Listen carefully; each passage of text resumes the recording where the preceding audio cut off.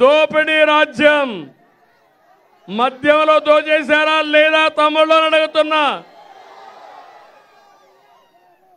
ఇసుక పెద్ద ఎత్తున దోపిడీ జరిగిందా లేదని అడుగుతున్నా.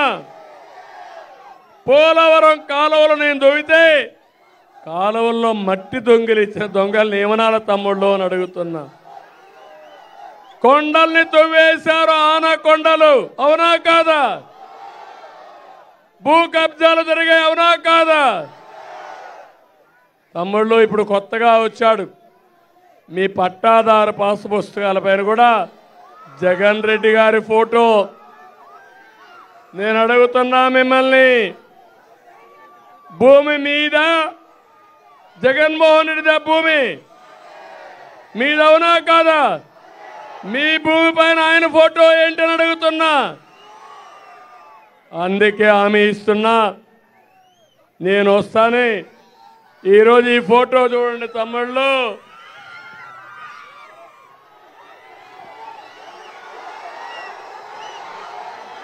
ఎవడిచ్చాడు ఈ భూమి? జలగిచ్చాడా ఈ భూమి? మీ తాత ఇచ్చాడు, మీ తండ్రి ఇచ్చాడు, వారసత్వంగా వచ్చింది, అవునా కాదా? ఏం చేయమంటారు? చించేయాలి,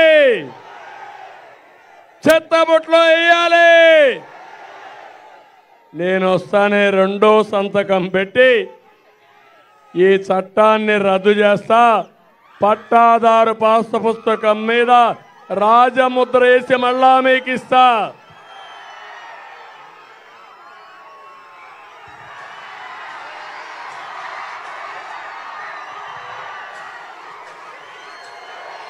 తమిళలో రెండోది కొత్త చట్టాన్ని తీసుకొచ్చారు.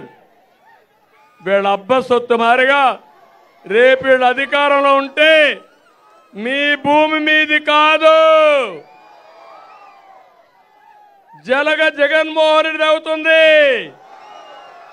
బే ఏరియాలో ఒక కంపెనీ పెట్టుకొని, బినామీ కంపెనీ, మీ రికార్డ్స్ అంతా అందులో పెడతాడంట. మీకు ఇచ్చేది జిరాక్స్ కాపీ ఇస్తాడంట. అది ముడ్డులో పెట్టుకోవడానికి కూడా పనికిరాదు జిరాక్స్ కాపీ. ఏమనుకుంటున్నాను? నేను అడుగుతున్నా, ఒక ప్రైవేటు వ్యక్తిని పెడతానంట గుమస్తా అని.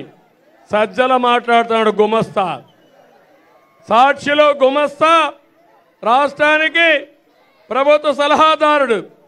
గుమస్తాలు కూడా సలహాదారులు అయిపోతే ఇట్లే ఉంటుంది రాజ్యం. ఈరోజు మీరు చూస్తే ఆ పెద్ద మనిషి చెప్తున్నాడు మా ఇష్టం వచ్చినట్టు చేస్తామని. నువ్వెవడయా చేయడానికి? నా ఆస్తి మీద నీ పెత్తనం ఏంటి? ఆస్తి నాది, నా కష్టార్జితం, మా నాన్న ఇచ్చాడు.